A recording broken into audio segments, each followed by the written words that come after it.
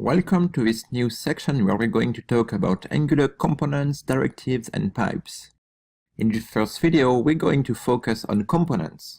First, we're going to talk about what components are, then we're going to dive into an example of Angular component, and finally we'll create our own component and use it in our application. So what are components in Angular? Components are basically HTML elements that we can create and use in our application. On the right side on the screen here we can see an example of a typical Angular application that is really a tree of components. So most of the elements we're going to use in an Angular app are components. Just like you can use divs, h2 and all of these different HTML elements, we can now create our own ones and reuse them anywhere in our application. Let's take a look at a typical component.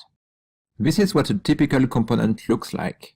In this example, hello component, we have a basic TypeScript class, which every component has, and this class has basically a data model. In that case, the model is just one property, name, which is a string.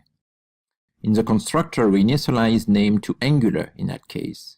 That property is then used in our HTML template with what we call an Angular expression. That's what these two curly braces are all about.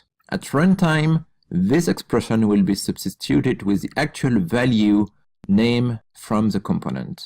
This also defines a data binding between the expression and the component data model, which means that if the value of the name property changes later on in the future, then the HTML template will automatically get refreshed and display the new value of name. The final thing we have to know about this component is the selector, app_hello. The selector is the name of the component. That's what we're going to use in our HTML template to get this component loaded.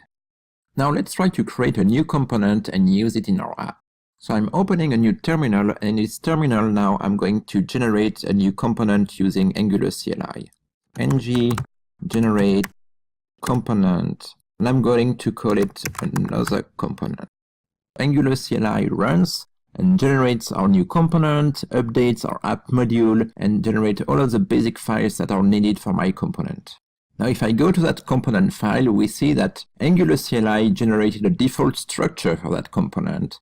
It generated the class and the component decorator that turned that class into an actual component. We can see that the component references a template URL, another.component.html, which is where the HTML template is now stored. So if I go to that file, we see that by default it just says another works.